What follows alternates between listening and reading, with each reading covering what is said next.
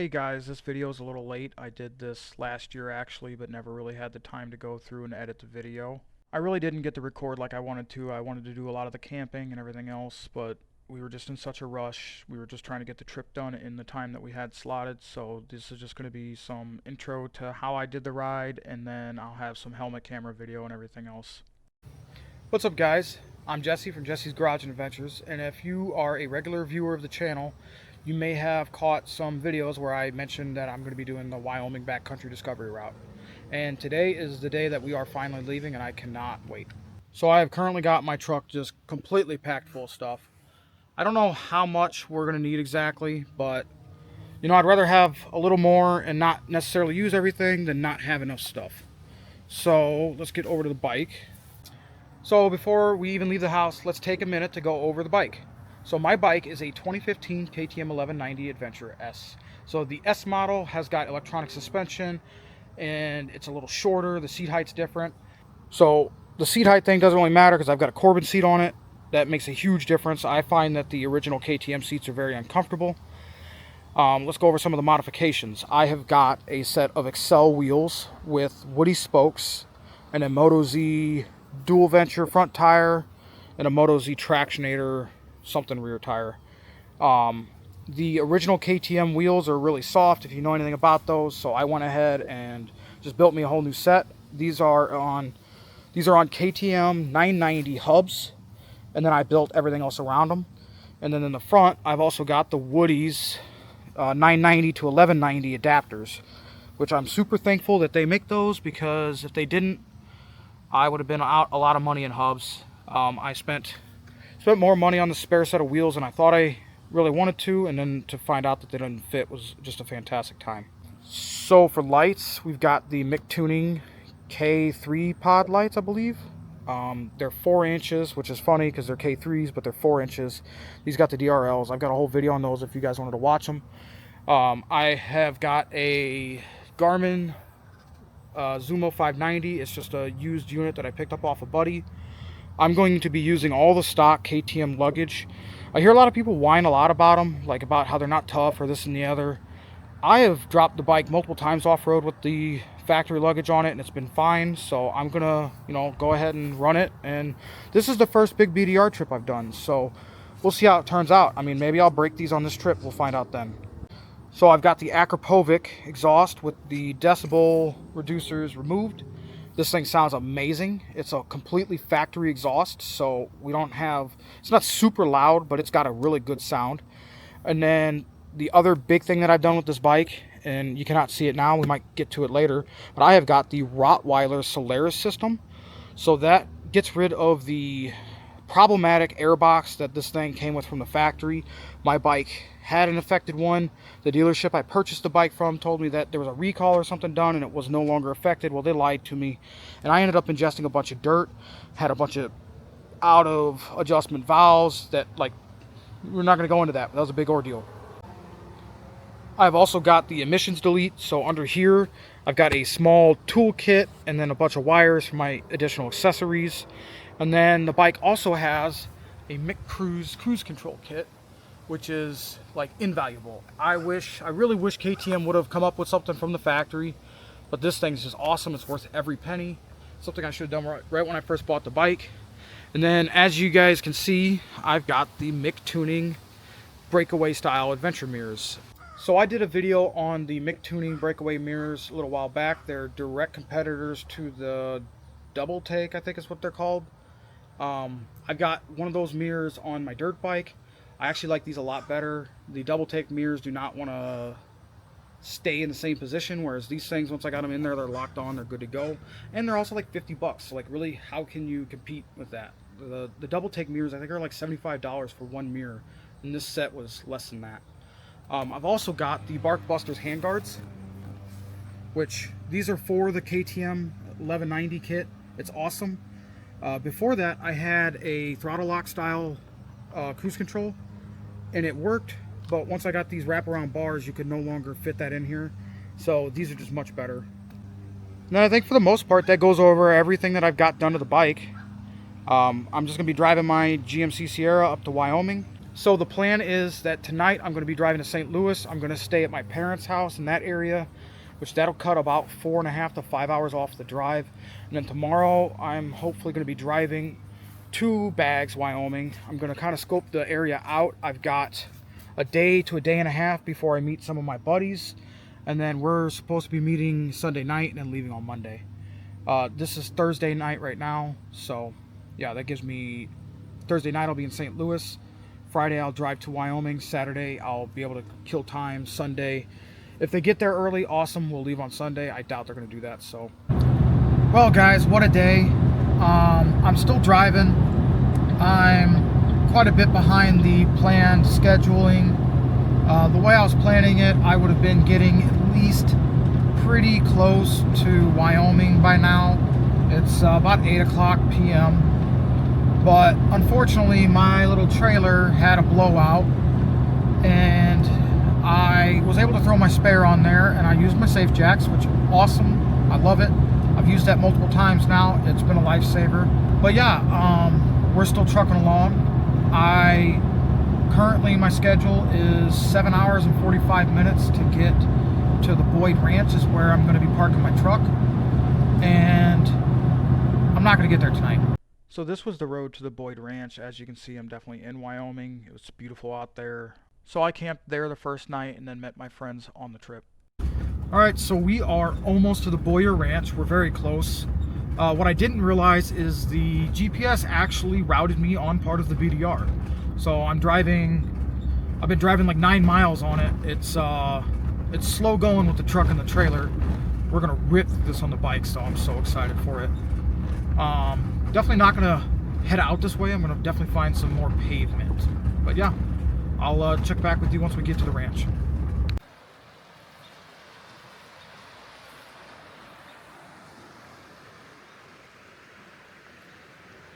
Look how beautiful this area is. So I'm at the Boyd Ranch. This is kind of out back where he's letting people just set up tents. I'm gonna get my tent set up.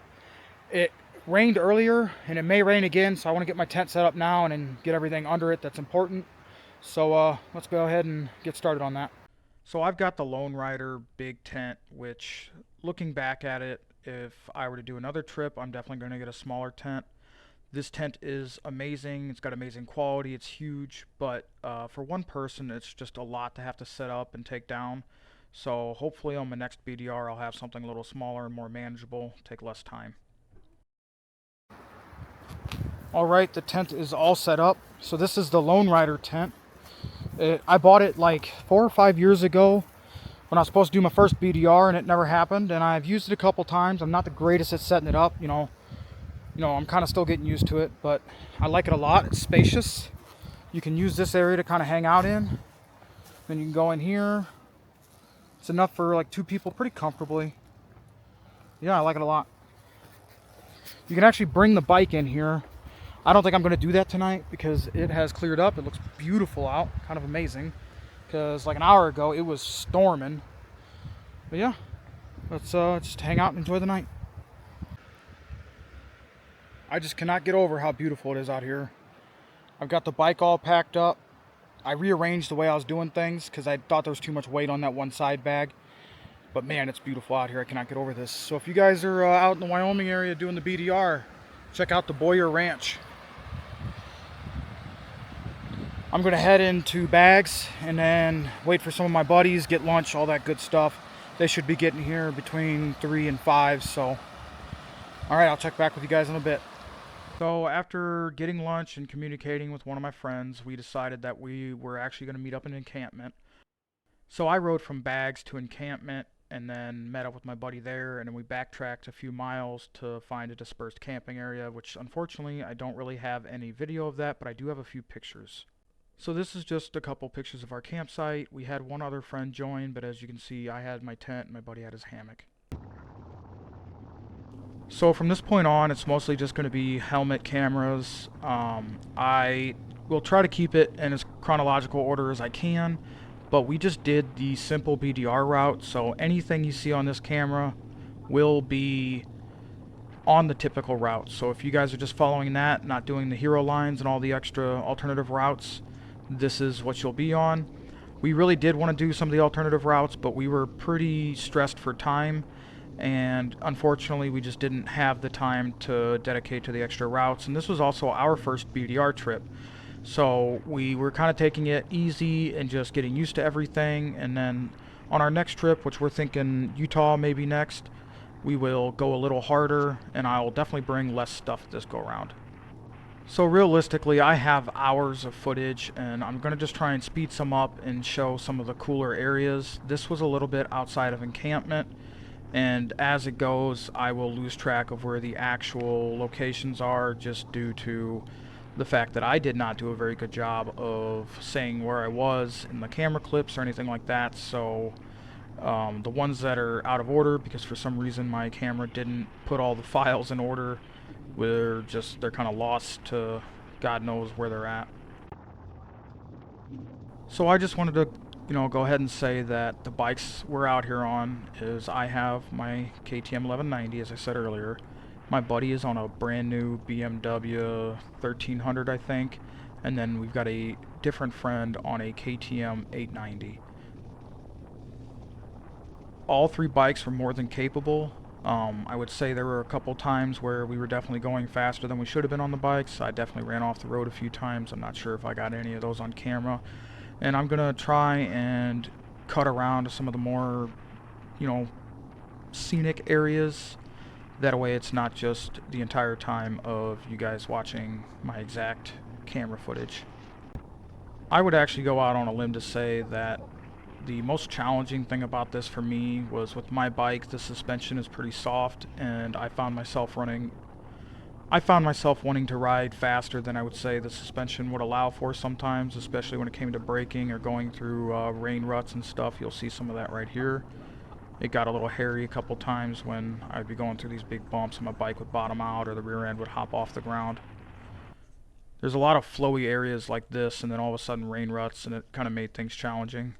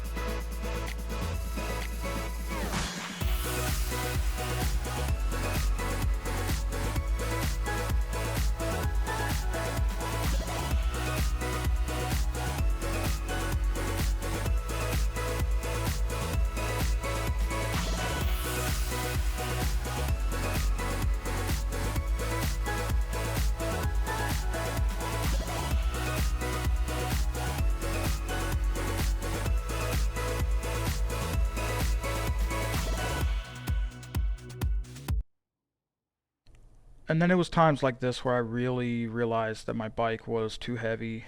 I just got stuck in a rain rut right there, and it nearly went down. I did drop it once or twice, but those were only when I was trying to get on and off the bike, and once again it was because the bike was too heavy and the kickstand may sink down a little bit, and then once this big thing starts to lean over, you're not going to stop it.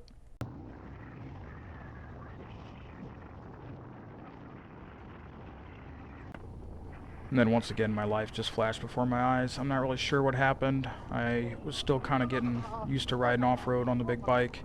Again, it's been a couple months since I'd really ridden, and it's just something you got to be careful while you're out here, because some little dumb things can cause big accidents. And then now we're going to get into one of my bigger arch nemesis this entire ride, which was the random sand pits, which could become very challenging, especially on a big overloaded bike like mine. I got lucky enough to not really drop it into any sand, but One of my buddies did a couple times, but never actually resulted in injuries, thankfully.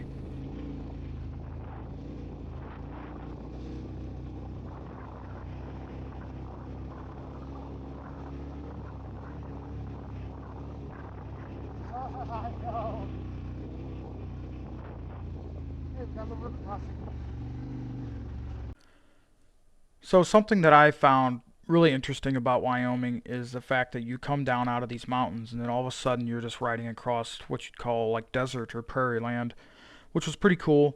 It gave a pretty big variety of landscapes to get to ride through, and you see a lot of different things. And throughout the ride, we also got to see a lot of different wildlife. We saw wild sheep, pronghorn, white-tailed deer. We even saw a moose towards the end of the ride. It was actually on the last day, which was something that I had as a goal that I wanted to see the entire ride.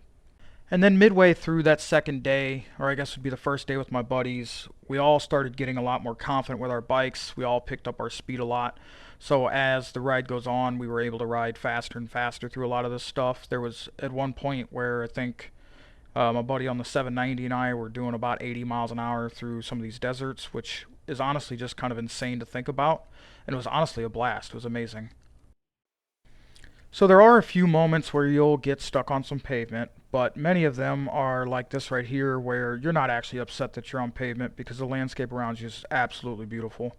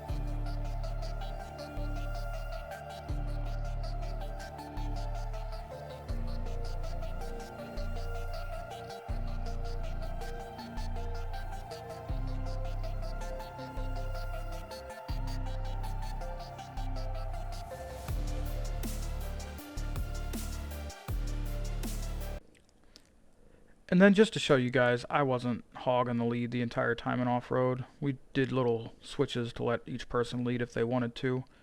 Honestly, my friend Vince and I were a little bit faster than my buddy Scott, so he just kind of tailed the rear and rode at his own pace while Vince and I pushed each other a little bit. Something that I would say is very important is that when you're doing one of these rides, ride at your own pace and don't necessarily let other people dictate your speed. And if you're riding with other people, always be cognizant of where they're at. If they, for some reason, fall behind, let them catch up. All those other things, because, if you fall out here, you could really get hurt really bad and potentially, be a game ender. So don't let other people push you not too much out of your comfort zone, and, make sure that all your buddies are accounted for.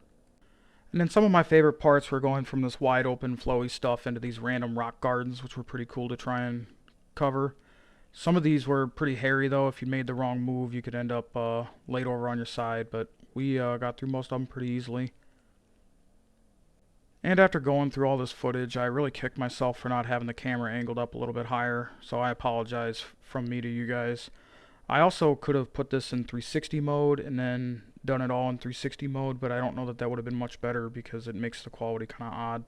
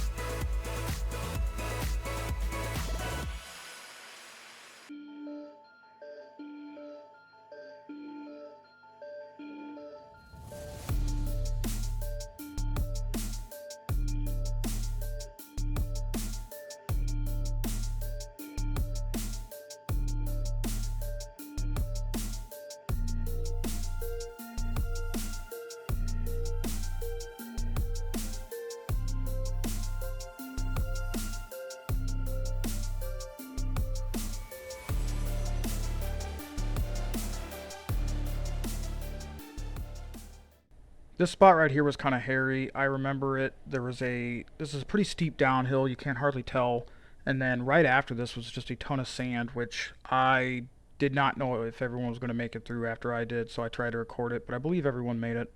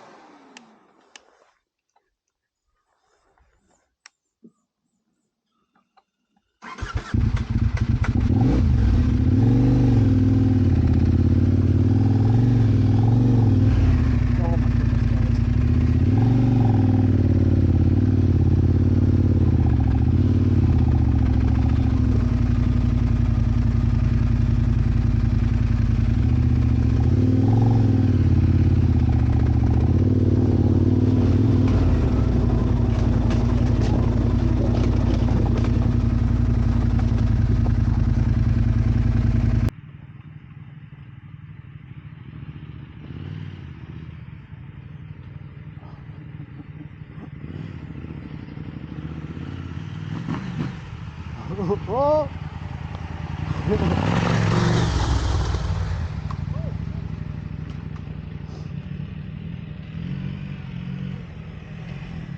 There you go. Oh, oh, oh, oh! Oh my goodness.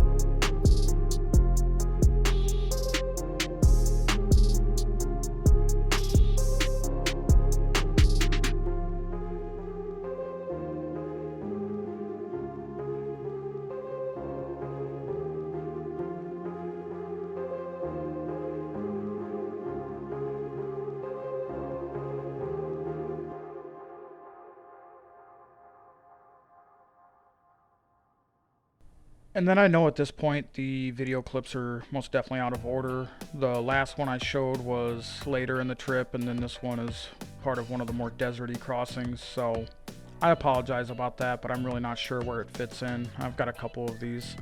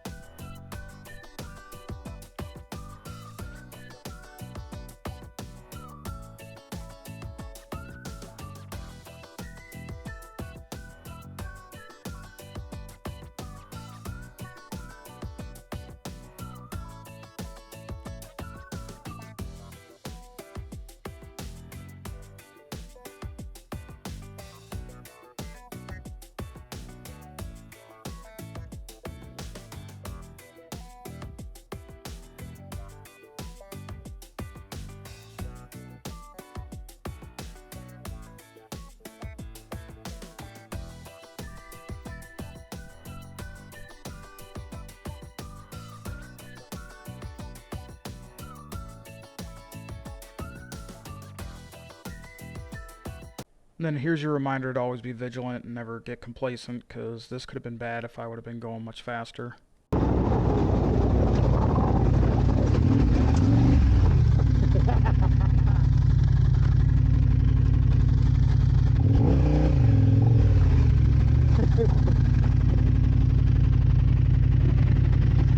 I overcooked it.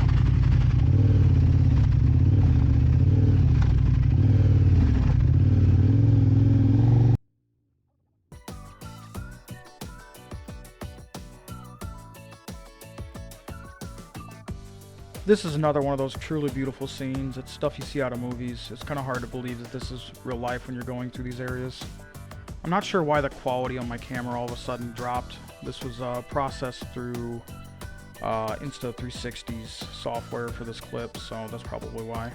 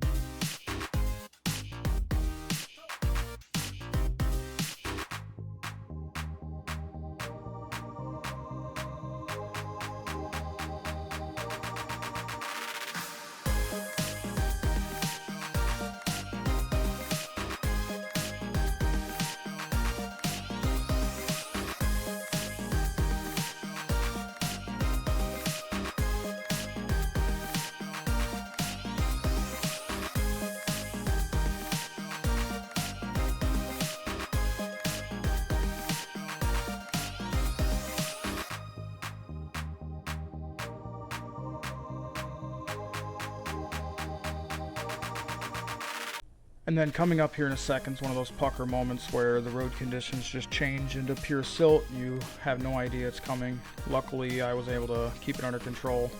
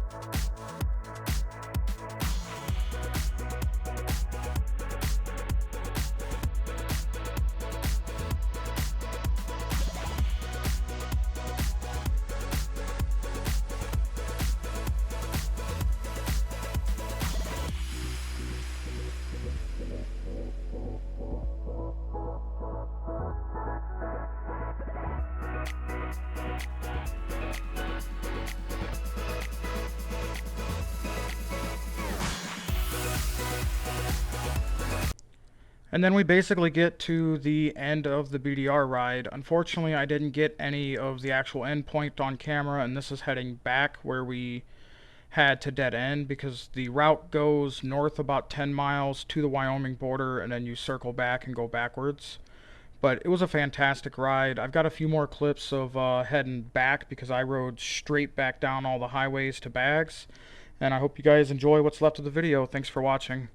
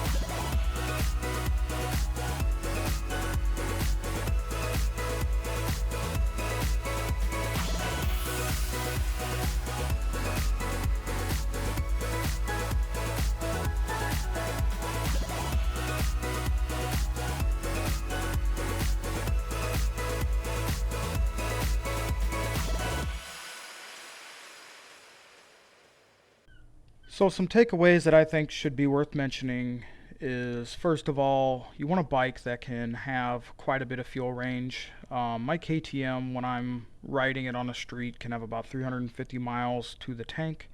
Well, it turns out when you're riding them fairly aggressively off-road, that drops all the way down to around 120, 130.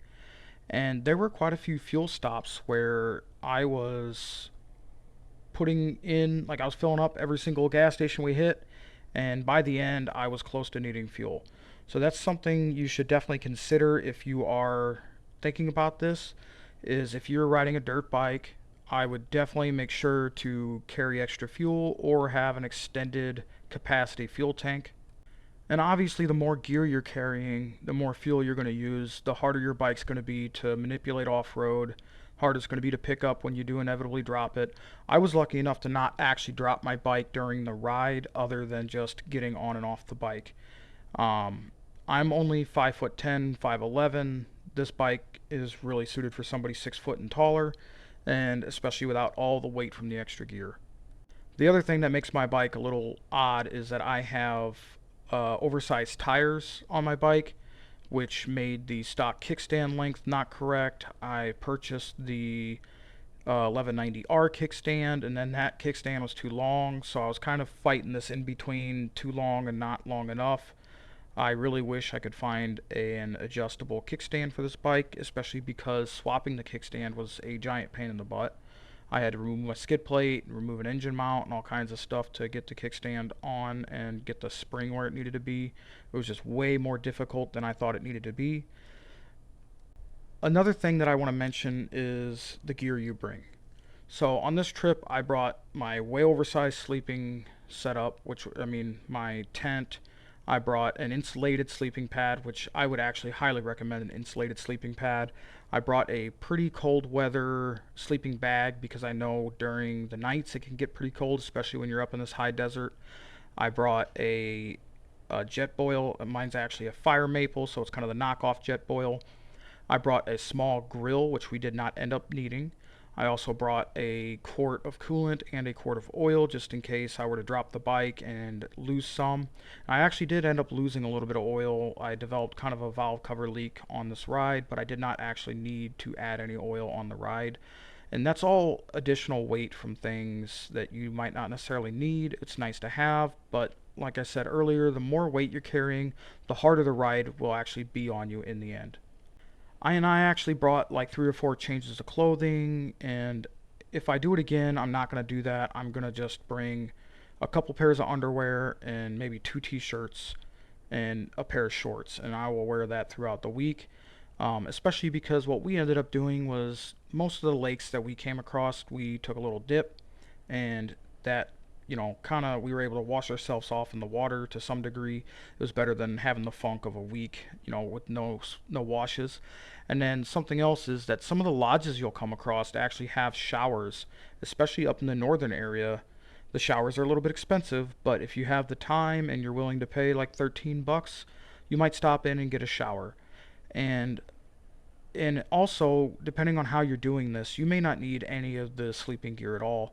I know some people that we ran across that were hotel or Airbnb in the entire trip across, so that they didn't actually have to camp at all, whereas we camped the entire time, and that may change the dynamics of the way you're doing this ride. It'll definitely add cost, which for me in my situation, I was trying to keep cost to a minimum.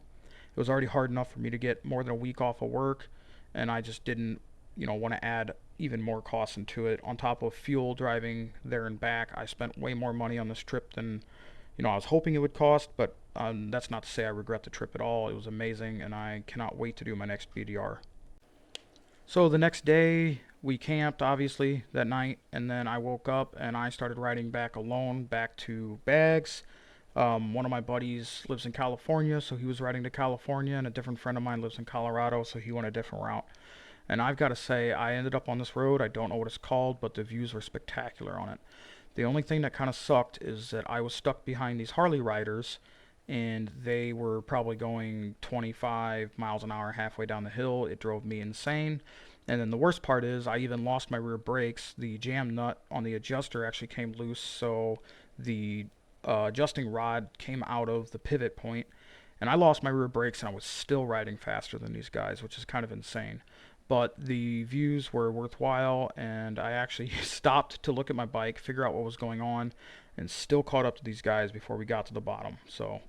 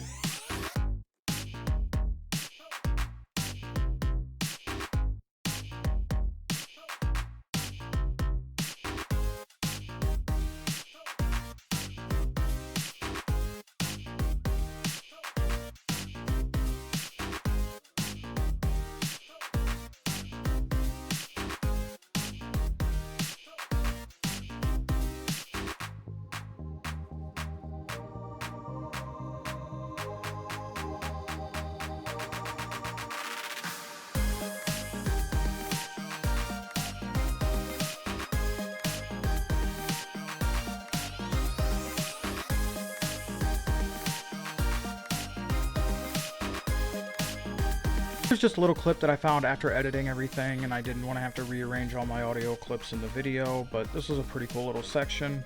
And I would like to say thank you guys for watching. I hope to do more long form kind of adventure videos like this. If you guys are interested in that, please remember to give me a like or follow or subscribe, whatever platform you're on. I've also on YouTube got a membership, so if you guys would like to support more trips like this, please consider joining the membership. I'm soon to hopefully be typically monetized on YouTube and actually be able to make money off my videos, but I don't think we're there yet, and even if we do get there here soon, I doubt I'll be making any type of real money. But yeah, thank you guys for watching and taking the time to go through this whole video. I know it's long, but I really love this trip, and I'm learning to hopefully do more things to be able to keep my clips in order and everything else. Hopefully my production quality will get a little better as we go. Have a good one, guys. Thank you.